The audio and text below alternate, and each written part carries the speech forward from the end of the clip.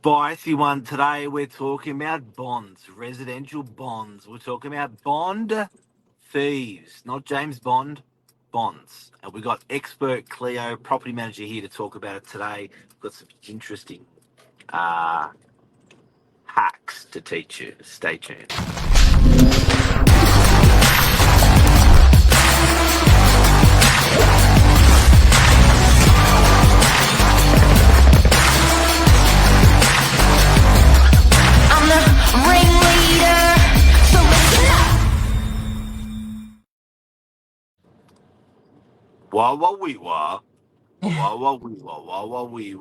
Bonds. Yep, it's a touchy one today. The bane of a property manager's life. Yeah, we're somewhat Robin Hood, but we're also looked at as being the enemy as well. The rightful custodian owners of the cash. Yep, the big bag of cash, the tenants' bag of cash, because let's face it, they pay that money and it gets sent to the bond board and they hold it with no interest, FYI, and yeah, you don't get to look at it until you move out. No, it's my money. No, it's my money. So just to take it from the top, when you take a residential property in New South Wales for lease, you'll be expected to pay a lump sum of money. Cannot be less, cannot be more. It is 4 weeks of bond when you take the property. There will be an inspection done on the property, hopefully a comprehensive one. And you will live and enjoy the property for a period which may be 6 months, it may be 6 years. That bond that gets paid to the agency will live where? It goes to a government agency, the Rental Bond Board. It's all digital now, done online, and the tenants, excuse me, sorry. The tenants usually do the transaction. They get sent a link and the money goes to this government agency and it sits there. You get an unique identifying number for that amount of money and that tenancy and that tenant's name.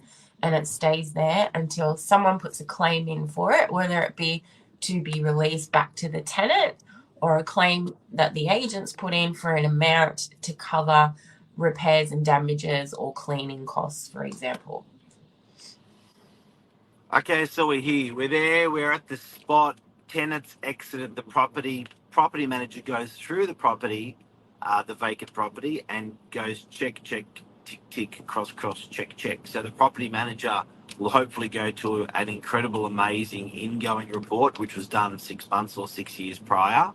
When they check that report, they will allow for fair wear and tear. Yeah, so fair wear and tear is a real estate term. I don't know how long it goes back, but it is meant to give a bit of a guideline of, fair usage of whatever it is, be it blinds, blind cord, traffic areas and carpet, things like that are not avoidable whilst living in a property. You're going to use things, and during that time, the age process, it happens to us all, it's going to happen to the property as well, and then you take that into consideration. Something that's broken, let's not be mistaken, maliciously broken, because that's another thing, cannot be considered wear and tear. If I spill my red wine on the carpet, I can't say, oh, that's wear and tear. It's not. It's a stain. It needs to be cleaned. That's something that was even accidental. It's something you've done.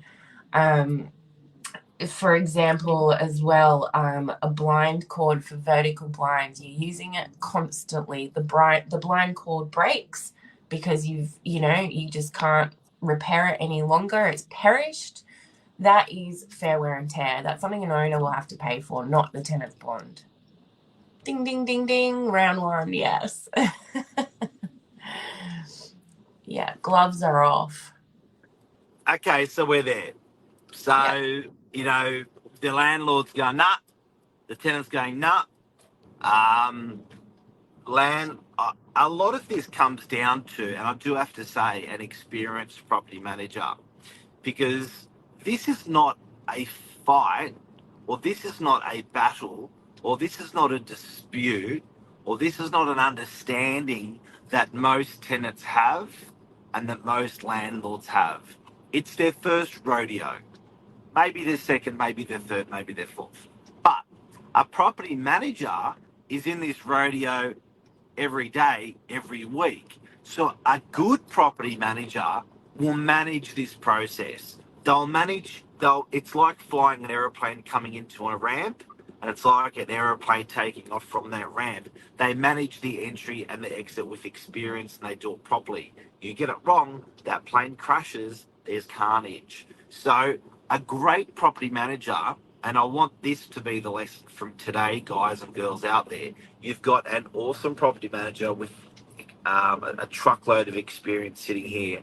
Ask any questions if you've got. And Cleo, can you just go through that sort of that segue of how you manage a tenant's expectations and a landlord's expectations? It's important. It's so important, especially with a new owner as well. When it's a new owner, they might not know that the bond is there only as a safety net. It's not an entitlement to claim money to upgrade the property. For example, to repair things that normally you would have to repair if the tenant reported them during the tenancy.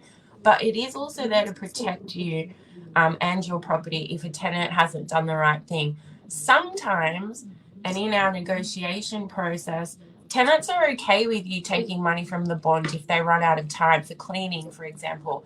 I booked my cleaner in, they are all booked up, they cancelled last minute. Can you arrange a quote and take it from my bond? And that is something that I do all the time. Like, tenants need to be given an opportunity before you decide, oh, well, we're going to take money from the bond. I hate when people say, oh, I'm just going to put a claim against the bond. It's not so much putting in a claim, it's negotiating with the tenant and the owner before you put in any claim on anything, because some of these things can be rectified very quickly on either side without any money coming from the tenant's bond as well. But it's been, in 15 years, I've got to say, it's been a very long time that I've put in a claim for a tenant's whole bond. Tenants are very good usually, and of course we do routine inspections during the tenancy to ensure this, but they are usually very good at the property. The only thing that might be a bit of a contentious point at the end is cleaning. Sometimes they run out of time and the oven's not clean or that, and that's when you've got that bond as a safety net for the owner. So you can say, okay, look, you've got a day to fix this, or I'll get a quote from my cleaner and we'll pay for it from the bond. And it's usually only a couple of $100. You're talking thousands from a tenant's bond.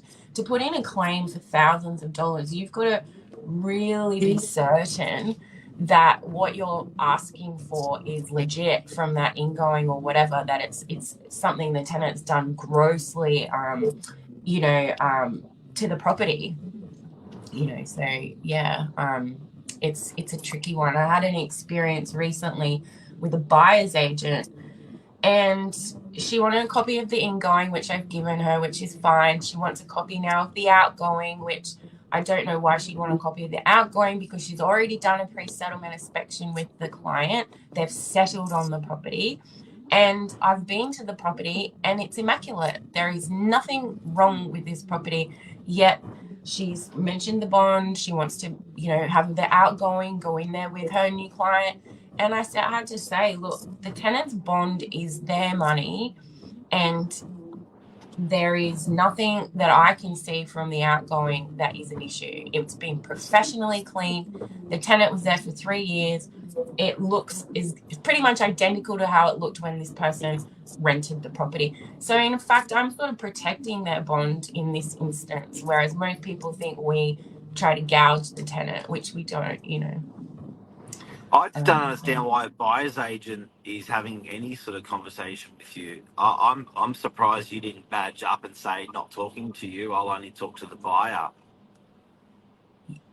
Yeah. Well, we don't like. I'm wondering whether they've promised the client something that I don't know about. Oh well, yeah, we'll just repaint, like, or I don't know. Like, it's just nuts. I was like, and I entertain it just because we are in a service industry. So I did provide what documents we have, but I'm like you said, this isn't my first rodeo. So I said, if there's an issue with your client, get her to call me after she's been through. We'll discuss it. We'll negotiate it.